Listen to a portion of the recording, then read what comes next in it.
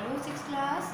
आज हम पढ़ेंगे बच्चों पाठ 7 अक्षांश एवं देशांतर रेखाएं, है ना। तो अक्षांश रेखाएं क्या होती है और देशांतर रेखाएं क्या होती है।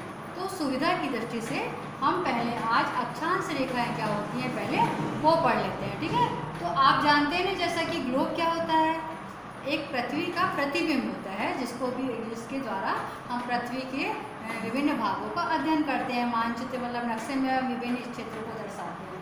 तो पृथ्वी पर किसी स्थान की ठीक ठाक स्थिति दर्शाने के लिए ये रेखाएं क्या कहलाती हैं, ग्लोब एवं मानचित्र में क्या खींची जाती है, ठीक है। अब एक बिंदु ग्लोब के ठीक ऊपर की ओर होता है तो वो क्या कहलाता है, जो ऊपर की ओर ये बिंदु होता है ये क्या कहलाएगा। आप जैसा कि देखिए चित्र में, ऊपर की ओर जो ध्रुव होगा वो क्या कहलाएगा, उत्तरी ध्रुव, और जो नीचे की ओर ध्रुव होता है वो क्या कहलाता है, दक्षिणी ध्रुव। तो जैसा कि हम देख रहे हैं, दूसरा एकदम जो नीचे की ओर होता है वो दक्षिणी ध्रुव कहलाता है। अब दोनों ध्रुवों के बीच एक क्या होता है, वृत्त खिंचा हुआ होता है, ठीक है, जिसको हम क्या बोलते हैं, भूमध्य रेखा या विषुवत रेखा कहते हैं।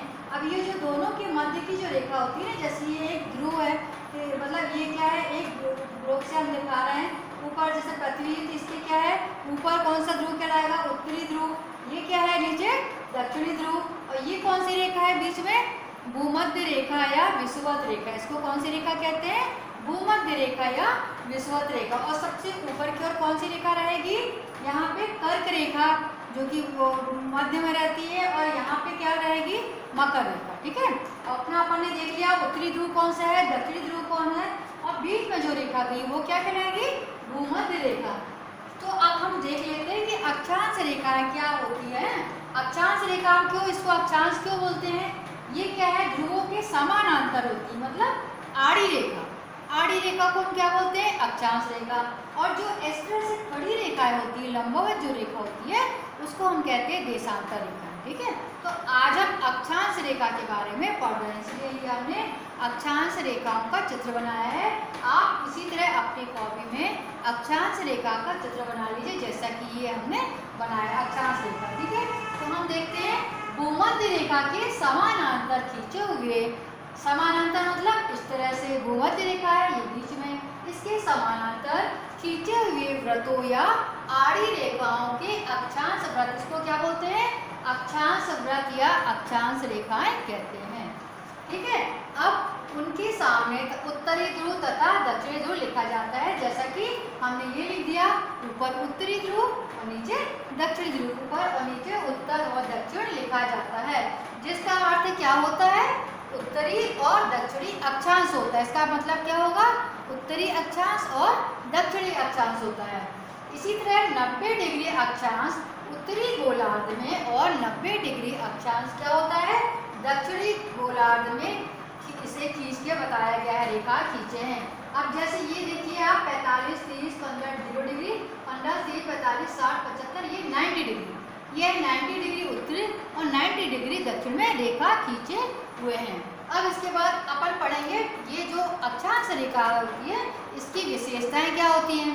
तो सबसे पहले ये क्या होती है, पूर्ण वृत्ताकार होती है। क्या होती है ये, पूर्ण वृत्त। जैसे कि एक आप बॉल लीजिए, बॉल में जैसे आप ऐसे इसमें रेखा खींची तो कैसी रेखा बनेगी, वो पूर्ण वृत्ताकार रेखा, जैसे बॉल का एक सेंटर बिंदु, फिर ऐसे रेखा जो है वो समानांतर गोल रेखा बनेगी। लेकिन उसकी जो लंबाई जो है वो हर जगह पे एक सी होगी नहीं, उसकी लंबाई क्या होगी, बीच में बड़ी होगी, और जो गोले होते हैं वो नीचे और ऊपर की ओर छोटे होते चले जाएंगे। तो हम इसकी विशेषता देख लेते हैं। ये पूर्ण क्या होती है, वृत्ताकार होती है, और दो अक्षांश के बीच की दूरी क्या होती है, जैसे ये दो अक्षांश है इनकी बीच की दूरी क्या होती है, एक समान होती है। और अक्षांश रेखाओं की लंबाई, लेकिन ये दूरी तो समान होती है इनके बीच की, बट इसकी जो लंबाई होती है वो समान नहीं होती। क्यों, क्योंकि बॉल का कैसा हिस्सा है, आपको ऐसा गोल आई में है तो नीचे की लंबाई क्या होगी, कम होगी, ध्रुवों के पास आकर उसकी लंबाई क्या होगी, कम होगी, और बीच में उसकी लंबाई क्या होगी, ज़्यादा होगी। ध्रुवों की मोटाई तो सेम होती है लेकिन लंबाई कम, और ऊपर की ओर कम और बीच में ज़्यादा होती है, मतलब इसकी लंबाई जो है वो समान नहीं होती है। ये रेखाएं पूर्व से पश्चिम दिशा में विषुवत रेखा के समानांतर खींची जाती हैं। पूर्व से पश्चिम दिशा दिशा में विषुवत रेखा, भूमध्य रेखा को क्या बोलते हैं? विषुवत रेखा। भूमध्य रेखा और विषुवत रेखा एक ही होती है, उसके ये समानांतर रेखाएं खींची जाती हैं।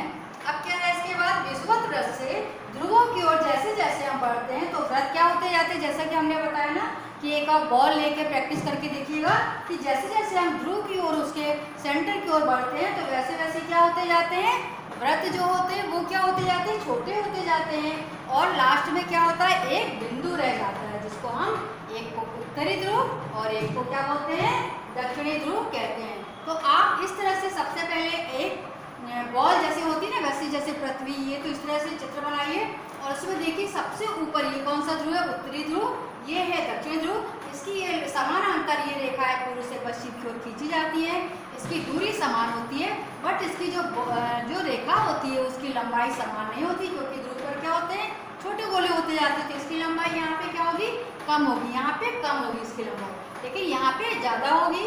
और उत्तरी भाग को, उत्तरी हिस्से को क्या बोलते हैं, उत्तरी ध्रुव और दक्षिण भाग को क्या बोलते हैं, दक्षिणी ध्रुव कहते हैं। तो इस तरह से आज हमने पढ़ लिया पूरा अक्षांश रेखाएं क्या होती हैं। एक बार हम फिर से रिवाइज इसको कर लेते हैं कि अक्षांश रेखाएं क्या होती हैं। तो पृथ्वी के किसी स्थान को ठीक ठाक स्थिति दर्शाने के लिए जो रेखाएं ग्लोब में हम खींचते हैं या मानचित्र में हम खींचते हैं तो उसको क्या बोलते हैं, जो खींची जाती है उसको ग्लोब कहते हैं ना। अब एक बिंदु ग्लोब के ठीक ऊपर की ओर और ठीक एक नीचे की ओर होता है तो ऊपर वाले हिस्से को हम क्या बोलते हैं, उत्तरी ध्रुव और नीचे वाले को हिस्से को हम क्या बोलते हैं, दक्षिणी ध्रुव कहते हैं। अब दोनों ध्रुव के बीच में जो एक वृत्त खींचा होता है, जैसा कि आप ये देखिए, इसको क्या बोलते हैं, जो बीच का रहता है उसको क्या बोलते हैं, भूमध्य रेखा या विषुवत रेखा कहते हैं। अब हम पढ़ लेते हैं अक्षांश रेखा की विशेषताएं जो कि बिल्कुल सरल है।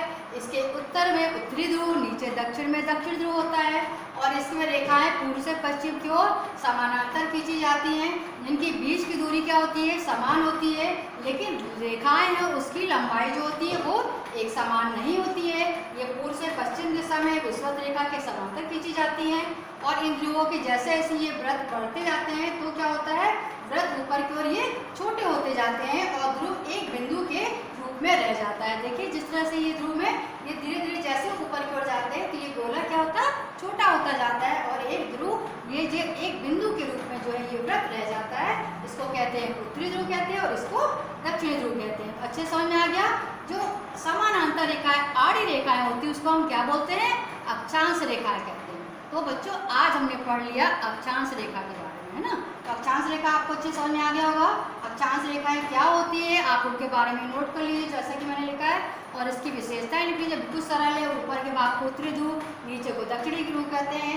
इसकी रेखाएं पूर्व से पश्चिम की ओर समानांतर होती हैं, इनके बीच की दूरी एक सी होती है लेकिन रेखाओं की लंबाई असमान होती है। उत्तरी ध्रुव और बीच की में एक गोला, एक लास्ट में एक चिन्ह रह जाता है जिसको उत्तरी ध्रुव और नीचे को दक्षिणी ध्रुव कहते हैं। और इसे जैसे जैसे ये बढ़ते जाते हैं वृत्त भी छोटे होते जाते हैं और ये लास्ट में एक बिंदु के रूप में रह जाता है। उत्तरी भाग को उत्तरी ध्रुव, दक्षिण भाग को दक्षिण ध्रुव कहते हैं। बस बहुत ही सरल है। ये हमने आज पढ़ लिया अक्षांश रेखा। तो आज हमने अक्षांश रेखा पढ़ा, आप इसको ऐसे लिखिए, अक्षांश रेखा क्या होती है उसके बारे में लिखिए और उसकी विशेषताओं को लिख लीजिए। बिल्कुल सरल विशेषता। कॉपी में चित्र बनाना बहुत ही जरूरी है, नहीं तो हम उस चीज़ को समझ नहीं पाएंगे कि अक्षांश रेखा क्या होती है। तो इस तरह से जो आड़ी रेखा होती है उसको हम क्या बोलते हैं, अक्षांश रेखाएं कहते हैं। अब हम कल देशांतर रेखाओं के बारे में पढ़ेंगे, है ना। अब आज हमने पढ़ लिया अक्षांश रेखा, आप जल्दी से इसको कॉपी में लिखिए और चित्र बनाइए। बच्चों आज के लिए इतना ही।